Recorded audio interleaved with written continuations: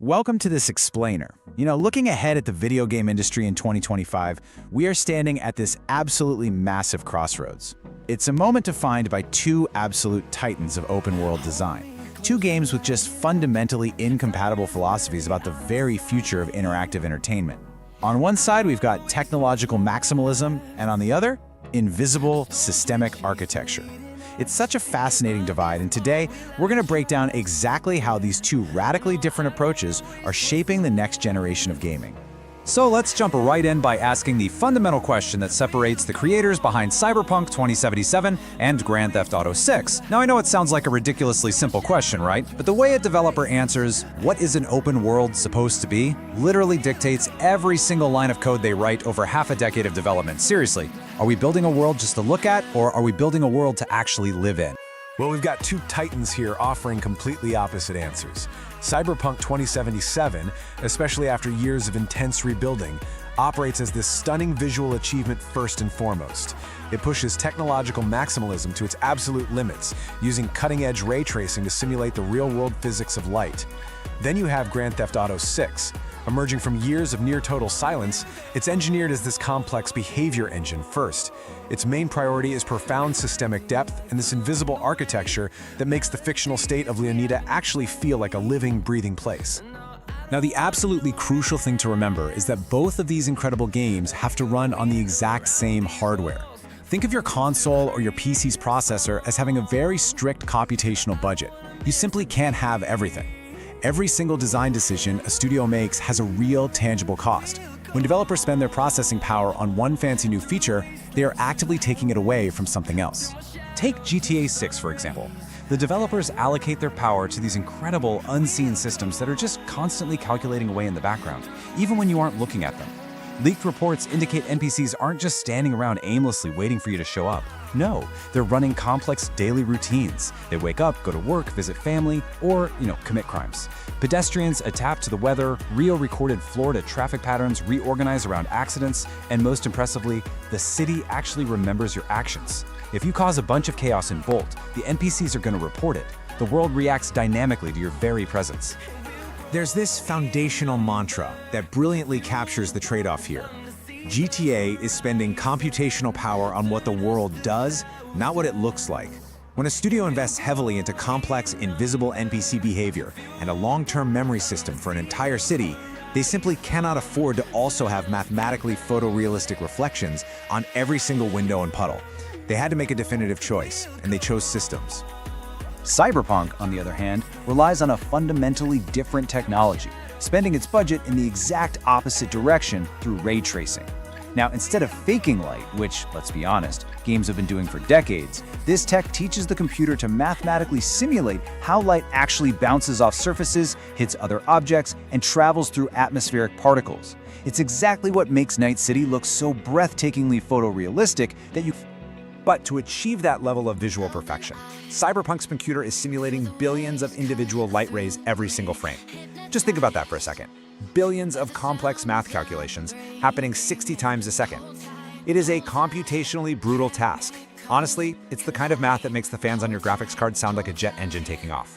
It consumes an immense amount of the hardware's budget, which obviously leaves way less room for thousands of NPCs to have those complex, underlying daily routines we talked about. So, let's move over to lighting and see how this all builds up. Cyberpunk gives you mathematically perfect physics. If you're in a crowded, neon-lit nightclub and those light sources are suddenly blocked by a crowd, you might experience true pitch-black darkness. Why? Because that's exactly how physics works in reality. GTA 6, however, totally sacrifices that physical accuracy for readability and emotional impact. A sunset over a tropical Leonida beach might not be mathematically correct down to the photon, but it's designed to be emotionally perfect. GTA illuminates a scene so you can always clearly see the action, prioritizing gameplay flow over pure physics. And this brings us to such a fascinating philosophical choice that developers face every single day.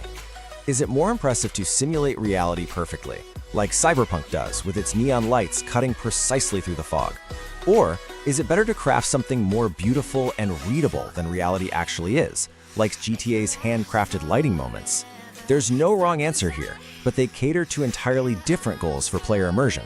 You can see this divide most clearly in something as simple as a puddle. Literally, a puddle. Cyberpunk spends its budget so that every puddle, every chrome surface, and rain-slicked window perfectly mirrors the world around it in real time. GTA 6 asks a very specific question, though. Does a perfect puddle reflection actually make the world feel more alive to you? Rockstar chose selective, simplified reflections for side streets just to save that precious processing power, ensuring that the NPC standing next to that puddle can run a complex life routine instead.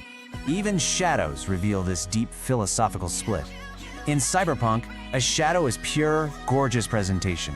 It has soft edges, colored tints, and precise darkness based on the light source. It's visually stunning, but in GTA 6, a shadow is entirely functional. It feeds directly into the game's artificial intelligence. If you hide in a shadow in GTA, an NPC's detection range actually shrinks. The shadow isn't just something pretty to look at. It is a live gameplay mechanic that changes how the world's intelligence perceives you. The impact of all these technical choices becomes super dramatic when we zoom out. It really comes down to a fundamental battle of physical footprint, density versus scale. We're talking about deep verticality versus sprawling horizons, and how the hardware copes with each of those extremes. Cyberpunk 2077 is built as a highly concentrated, bounded environment. Even though Night City is large, you're typically inside towering structures or tightly enclosed streets. That allows the game to leverage high-end hardware for incredible visual density. GTA 6, on the flip side, scales its behavioral systems across a massive, sprawling map that includes dense urban centers, quiet suburbs, vast rural regions, and wild swamps. Spreading full ray tracing across a world that massive would require hardware infrastructure that simply doesn't exist yet, forcing these studios into their respective corners. Because let's be real, most players don't own absolute supercomputers or RTX 4090s. We have to talk about hardware realities. Cyberpunk creates a high visual ceiling. If you have the hardware, you are heavily rewarded with visual splendor, but console players are often forced to manage visual settings and make compromises. GTA 6 takes a radically different path, focusing on experiential consistency.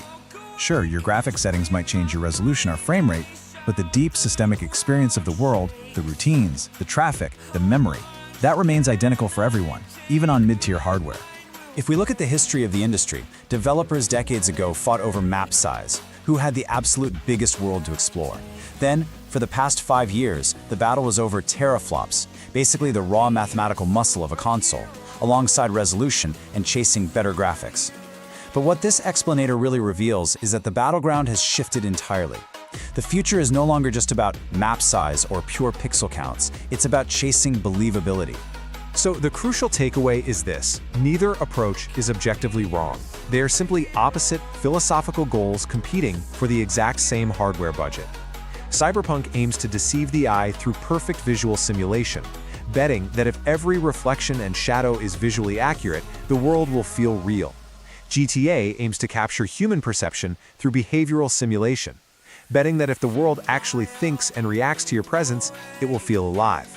As we look forward to the future of open-world gaming, I want to leave you with this final thought. When measuring the progress of this medium, we're no longer just measuring teraflops in graphics. We are measuring believability itself. So you have to ask yourself, does a world feel real to you because of how flawlessly it looks, or because of how dynamically it behaves? What does next generation actually mean to you? Thanks for joining me on this explainer, and keep questioning the worlds you explore.